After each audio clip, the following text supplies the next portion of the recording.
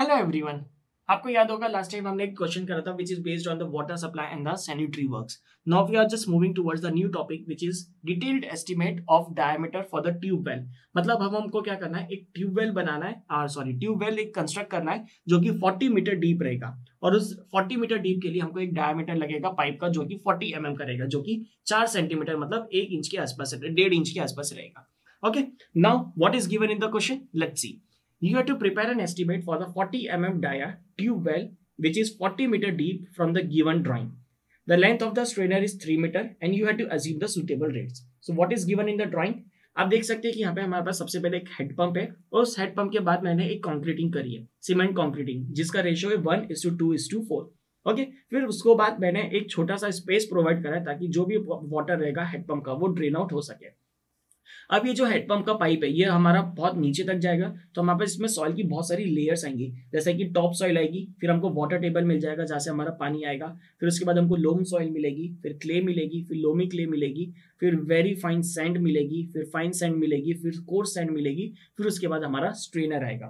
Question में क्या दिया है, the length of the strainer is 3 metre. तो हमको स्ट्रेनर को अलग अलग पार्ट्स में क्लासीफाई करना रहेगा ताकि अगर किसी भी कारण से मेरा ग्राउंड वाटर टेबल कम होता है तो मेरे को पानी यहाँ से भी मिल सके। तो इसमें हमने क्या करा है, इसको अलग अलग पार्ट्स में क्लासीफाई करा है, that is 150 centimetre, 150 centimetre and 60 centimetre. तो ये कितना हो रहा है, टोटल 3.6 ही हो रहा है और हमको चाहिए कितना था, 3 मीटर। तो हम हमेशा थोड़ा सा ज्यादा डिग करते हैं, ओके, ताकि उसके अंदर जीआई पाइप वगैरह डाल सके और वहां से भी हमारा वाटर टेबल वगैरह निकाल सके। बट पानी जो आएगा वो 3 मीटर स्ट्रेनर से ही मिलेगा आपको। ओके, फिर लास्ट में हमने नीचे बेल प्लग प्रोवाइड करा है। Now we have to prepare an estimate कि हमको इसमें टोटल कितना खर्चा आएगा। तो सबसे पहले हमको एक शीट बनानी है which is known as measurement sheet, जिसके अंदर हम लिखेंगे सबसे पहले item number, second description of the item of work, third one is known as quantity, fourth one is known as rate and the last one will be amount. तो serial number just like an item number, जिसमें 1 2 3 4।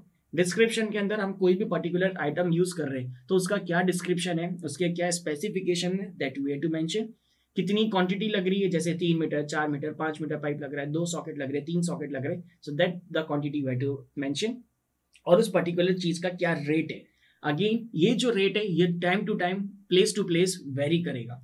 अब आप बोलेंगे कि मुझे जो pipe है वो लोकल कंपनी का नहीं चाहिए, मुझे एस्ट्रल का चाहिए, मुझे वेस्टर्न का चाहिए, तो ये पाइप की रेट भी हमेशा वेरी करेंगे। कभी भी कोई भी रेट एक जैसा आपको नहीं मिलेगा। अगेन ऐसा नहीं है कि यहाँ पे अगर पाइप 100 रुपए का है तो अगर आप दिल्ली जाएंगे तो वहां पे पाइप 1000 रुपए का हो जाएगा, इतना ज्यादा वेरिएशन नहीं आएगा। ओके, जब आप क्वांटिटी को रेट के साथ मल्टीप्लाई करेंगे so you will get the final amount. तो सबसे पहले हमको क्या चाहिए, first thing is that you just need the 40 galvanised iron GI pipe including the sockets. ये मीटर्स में लगेंगे, मतलब ये जो पाइप लगेगा ये मीटर में लगेगा। क्यों? क्योंकि आपको टॉप हेडपंप से लेके नीचे बेल प्लग तक जाना है, तो आपको कितना लगेगा, 37.2 मीटर, और 1 मीटर का जो चार्ज है वो हमने 60 रुपीज कंसिडर करा है।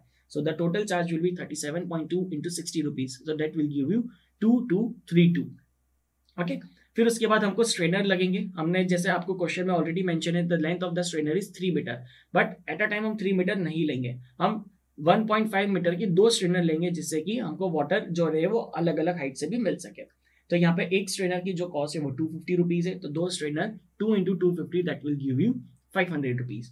फिर उसके बाद एक हेडपंप चाहिए हमको, ये हेडपंप जिससे हम पानी निकालेंगे। तो हेडपंप जो चाहिए वो एक ही चाहिए, जो कि हम जनरली 4 नंबर का प्रीफर करते हैं। तो एक हेडपंप की कीमत 900 रुपए। अब हो सकता है कोई हेडपंप 1900 रुपए का भी आ रहा हो, कोई हो सकता है हेडपंप 4000 का भी आ रहा हो, 5000 का भी आ रहा हो, that totally depending upon the branding और द क्वालिटी।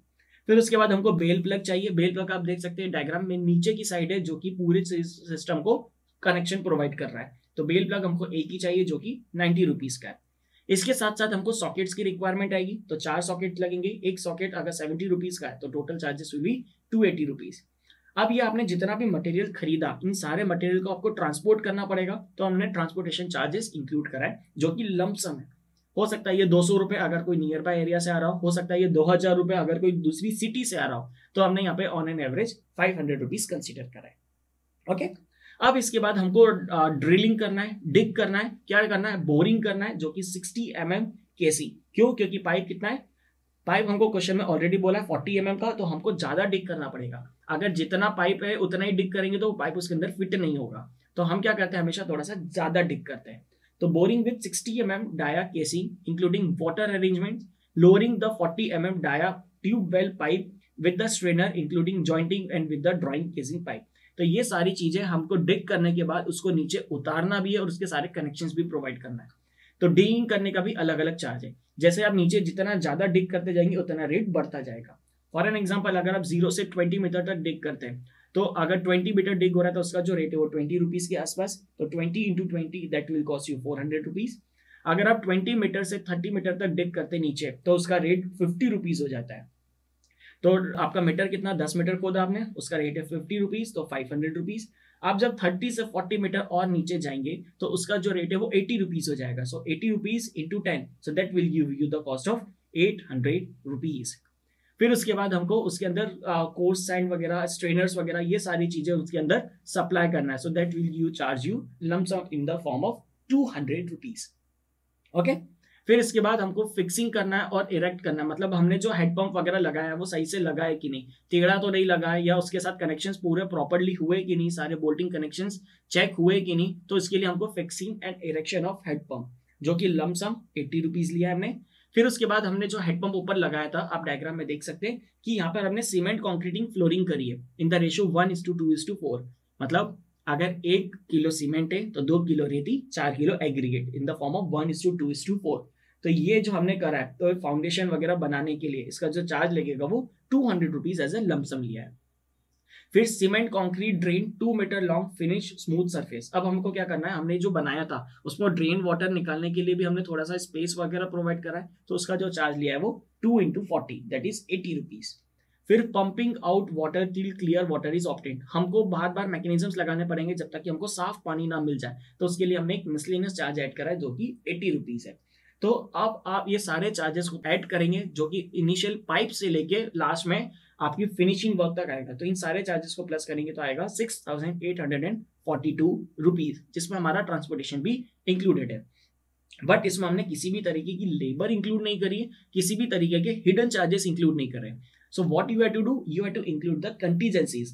कंटीजेंसीज क्या रहता है, कोई भी इंसिडेंटल चार्जेस। अगर आप नीचे पाइप लेकर जा रहे, हो सकता है पाइप किसी कारण से टूट जाए, तो उसका चार्ज कौन बियर करेगा, we have to bear that. So the contingencies we are taking 3%।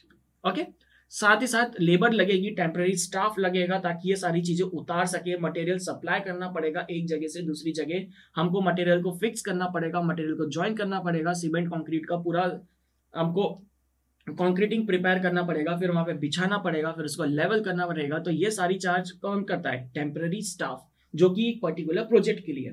यहाँ पे प्रोजेक्ट क्या है, ट्यूबवेल डालना है, हेडपंप चलाना है। तो इसके लिए हमने एक पर्सन अपॉइंट करे ताकि आज ये पूरा दिन काम करेगा और इस काम को खत्म करेगा। So that is coming under the category of work charge establishment, that is 2%. So we are adding 3% for the contingencies and 2% for the work charge establishment.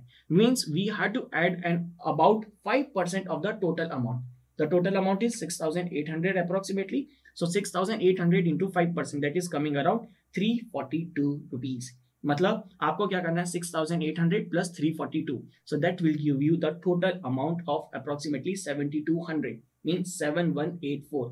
मतलब आपको ये जो ट्यूबवेल कंस्ट्रक्ट करना है, आपको एक ये ट्यूबवेल बनाना है, तो इसके लिए आपको टोटल कितना चार्ज लगेगा, अप्रोक्सीमेटली 7,200 रुपये। ओके, अब इसके बाद वाले वीडियो में हम क्या करेंगे, एक ऐसा ही ट्यूबवेल लेंगे बट वो थोड़ा सा और ज्यादा गहरा कर देंगे। ये ट्यूबवेल कितना था, 40 मीटर डीप था, अब हम उसको 100 मीटर डीप कर देंगे। सो आपको समझ में आएगा कि अगर 100 मीटर करेंगे तो उसका चार्ज कितना होगा। So I hope this detailed estimation for the tubewell is clear to you. Okay, thank you.